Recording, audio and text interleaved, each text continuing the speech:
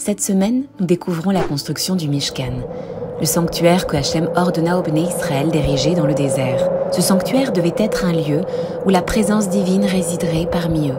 Mais comment les Bnei Israël dans le désert ont-ils pu rassembler tous les matériaux nécessaires? Nos sages expliquent que les enfants d'Israël avaient apporté du bois précieux d'Égypte. Yaakov Avinu, prévoyant l'avenir de ses descendants, avait planté des cèdres en Égypte avant leur exil. Lorsqu'ils quittèrent l'Égypte, ils les emportèrent pour la construction du Mishkan. Ainsi, en plein désert, ils disposaient déjà du bois nécessaire pour ériger cette demeure divine. Parmi les éléments les plus importants du Mishkan se trouvait l'Arche sainte.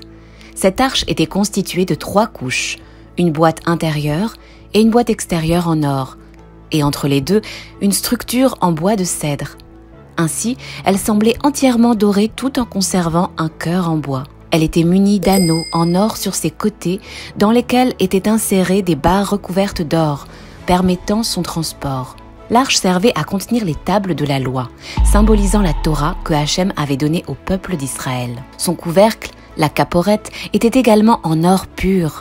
De cette caporette s'élevaient 2 figures d'enfants ailés, appelés chérubins. Ces chérubins représentaient la relation entre Hachem et le peuple juif.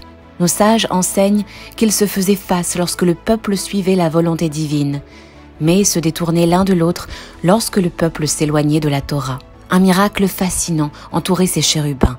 Ils semblaient animés d'une vie propre et reflétaient l'état spirituel du peuple. Ils étaient posés au-dessus de l'Arche sainte, symbole du lien entre les Bnei Israël, la Torah et Hachem.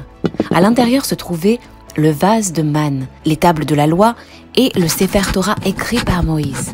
L'Arche sainte reposait dans le Saint des Saints, où seul le grand prêtre entrait un jour par an, à Yom Kippour. Le Mishkan n'était pas une structure fixe. Il était conçu pour être démontable et transporté à chaque déplacement du peuple dans le désert. Les poutres, couvertures et tentures étaient soigneusement assemblées et démontées par les Lévim. Les poutres étaient en bois de cèdre et recouvertes d'or. Elles étaient fixées sur des bases en argent et maintenues ensemble par des barres transversales. La toiture du Mishkan était faite de plusieurs couches de tissu et de peau, dont l'un provenait du tachash, un animal aux couleurs éclatantes, créé par Hachem spécialement pour cette époque. En plus de l'Arche sainte, plusieurs ustensiles étaient essentiels au service dans le Mishkan. Le shulchan, une table en bois recouverte d'or, accueillait les 12 pains de proposition qui étaient disposés chaque semaine et restaient miraculeusement frais et chauds. La menorah, le chandelier à 7 branches en or massif, était orné de motifs de fleurs et de boutons et devait être allumé chaque jour par le Kohen. Le misbéach, l'autel, était un élément central du service divin. Il y avait en réalité 2 autels, un en or pour l'encens et un en cuivre pour les sacrifices. Le misbéach extérieur, sur lequel étaient offerts les sacrifices, avait un feu permanent allumé sur sa partie supérieure. Il était en bois recouvert de cuivre, avec des coins surélevés à chaque angle. Une rampe inclinée permettait d'y accéder, car l'usage de marche était interdit. Autour du misbéach, divers ustensiles en cuivre étaient utilisés.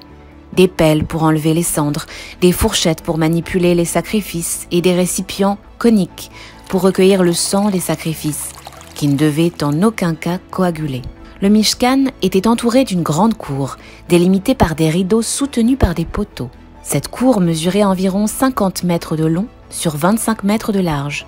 L'entrée était marquée par un rideau coloré, appelé massach. Chaque élément du Mishkan avait une signification profonde et rappelait aux Bnei Israël leur lien avec Hachem. Parmi tous les édifices construits pour accueillir la présence divine, y compris le premier et le second temple, bien plus majestueux, seul le Mishkan n'avait jamais été détruit. Cela fait allusion à une leçon.